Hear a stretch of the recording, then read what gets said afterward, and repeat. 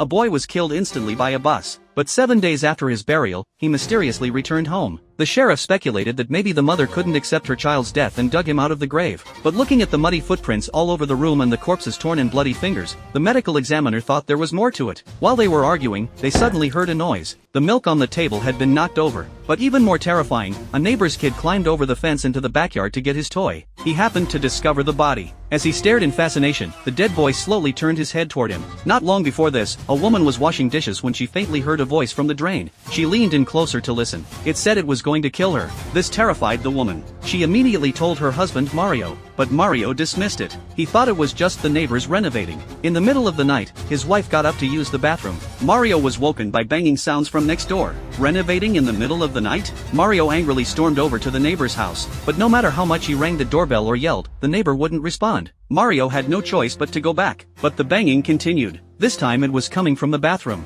He walked closer and saw his wife hanging in the air. The next day, the sheriff, the medical examiner, and a paranormal expert took on the case. The expert said this kind of thing had happened before, so they immediately ruled out Mario as a murder suspect. They asked Mario if anything strange had happened around him or nearby before the incident. Mario thought for a long time. Everything seemed normal, except for his neighbor Walter, who was renovating in the middle of the night. When they heard this name, the three of them looked uneasy. Turns out just a few days ago, Walter had contacted them. He claimed he was experiencing paranormal activity that had been tormenting him for months. He kept feeling like there was someone under his bed. So they all agreed that these two bizarre incidents might be connected somehow. Just as they were about to discuss the case, they suddenly heard a scream from the backyard. The neighbor's kid who was getting his toy was scared off by the corpse suddenly turning its head. To avoid greater panic, the medical examiner had to put the body in a freezer first. Then he called the sheriff to prepare to move it. Unexpectedly, at that moment,